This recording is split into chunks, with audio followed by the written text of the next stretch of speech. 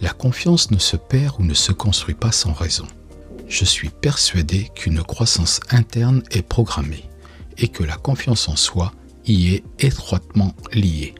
Si nous en manquons, c'est que quelque chose a été de travers dans notre évolution. Milieu familial instable, traumatisme lié à un accident, une agression, repères initiaux remis en doute. Ensuite, elle se perd dans des situations souvent à peu près dans les mêmes contextes, les mêmes déclencheurs, les mêmes zones sensibles. Ce qui détruit la confiance, ce n'est presque jamais le fait en lui-même. C'est l'interprétation que vous avez ajoutée au fait, l'histoire que vous vous racontez et les conséquences que vous envisagez redouter. Dans cette vidéo, je vais vous expliquer comment distinguer les faits de l'histoire, comment analyser un écart sans vous condamner et comment un seul mot peut transformer votre relation à l'échec. Alors, qu'est-ce que ça veut dire l'histoire que vous vous racontez? Prenons un exemple concret. Vous êtes dans une réunion, vous proposez une idée, elle est rejetée. Ça, c'est le fait. Idée proposée, idée rejetée. Point. Mais vous, qu'est-ce que vous vous racontez après ce moment-là? Peut-être, il pense que je suis incompétent. Je n'aurais pas dû parler. Je ne suis pas à ma place ici. Ou alors, vous allez rejeter la faute sur l'extérieur. C'est toujours la même chose. Ils me rejettent, ils me dénigrent. Ils ne connaissent pas ma valeur. Le fait, c'est neutre. L'histoire, elle, est chargée d'interprétation, de jugement, de peur. Et c'est l'histoire qui vous détruit, pas le fait. Parce que l'histoire, ce n'est plus juste une idée rejetée. C'est vous qui êtes rejeté. Votre identité, votre valeur. Vous voyez la différence? Et à partir de là, une mécanique bien huilée se met en place. Vous ne cherchez plus à comprendre ce qui s'est passé. Et vous allez renforcer cette pensée initiale par le moindre petit événement anodin arrivé avant ou en suivant. Attention, peut-être êtes-vous réellement victime de harcèlement. Peut-être êtes-vous aux prises avec un pervers narcissique. Mais le raisonnement de base est le même. Vous n'êtes pas ce qui est dit. Que ce soit des paroles émises par un tiers ou une pensée auto-infligée, vous n'êtes pas ceci. Si vous vous identifiez, vous allez chercher à vous protéger, à vous extraire, à ne plus prendre de risques. La première chose à faire pour reprendre confiance, c'est donc de séparer le fait, ce qui s'est objectivement passé, de l'histoire, ce que vous vous racontez par-dessus. Juste cette distinction change déjà beaucoup. Maintenant, je vous propose une méthode simple pour analyser ce qui se passe quand vous perdez confiance. Je l'appelle l'outil attendu versus obtenu. Quand quelque chose ne se passe pas comme vous voulez, vous avez un écart entre ce que vous attendiez et ce que vous avez obtenu. Cet écart, que vous prenez peut-être comme une sentence sur votre valeur, n'est pour moi qu'une information. Si vous l'analysez en toute objectivité, vous pouvez en retirer de précieux renseignements. Prenez une situation récente qui ne vous a pas satisfait. Notez d'abord la situation. Où, quand, avec qui, sur quoi. Ensuite, vous tracez 2 colonnes. Colonne 1, ce qui était attendu, ce que vous visiez comme résultat. Colonne 2, ce que vous avez obtenu, ce qui s'est réellement passé.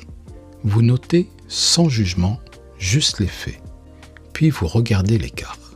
Maintenant, la partie la plus importante. Vous allez distinguer ce qui dépendait de vous et ce qui était de l'extérieur. Ce qui dépendait de vous, votre préparation, vos ressources mobilisées, énergie, temps, compétences, votre état physique ou mental au moment des faits, vos compétences actuelles.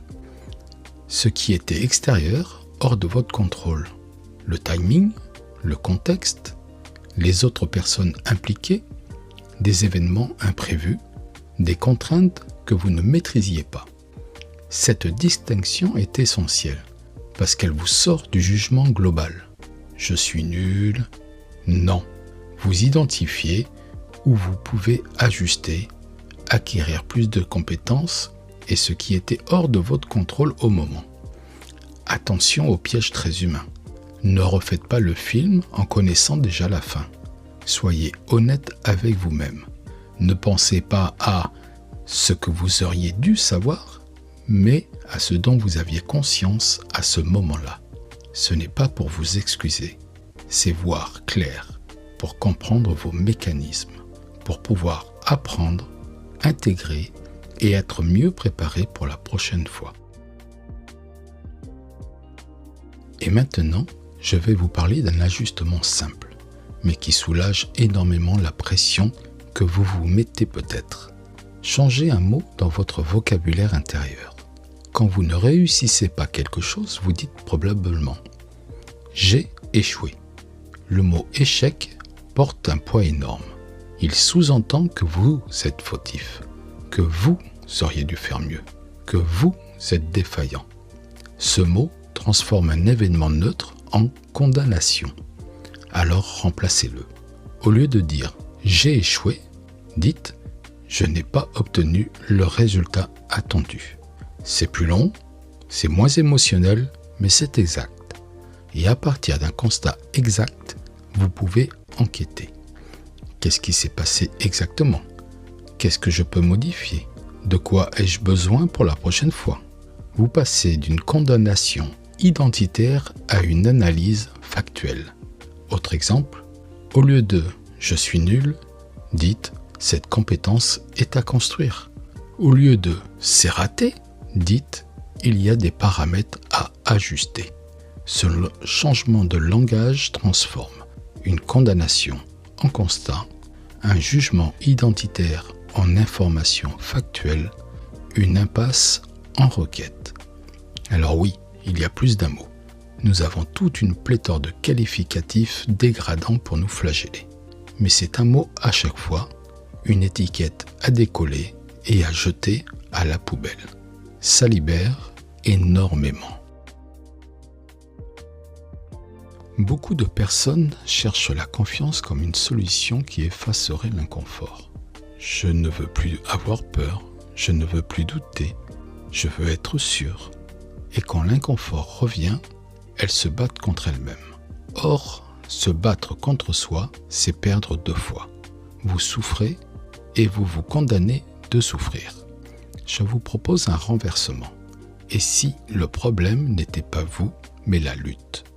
Vous n'êtes pas défaillant parce que vous doutez, parce que vous avez peur, parce que vous perdez pied parfois. Vous êtes humain. Vous traversez des états variables, c'est naturel. Le mouvement que je propose est inverse à la lutte. Comprenez ce qui se passe et libérez ce qui est bloqué par votre peur, votre crispation. Vous avez le pouvoir de laisser circuler toute cette énergie. Laissez-vous vivre. Sans morale, sans condamnation. Comprendre votre dynamique interne, ce n'est pas analyser sans fin. C'est voir clairement quel mécanisme s'active, à quel moment, pour protéger quoi. Quelques mécanismes typiques que je rencontre souvent. L'étiquetage, vous vous réduisez à un mot, nul, incapable, raté.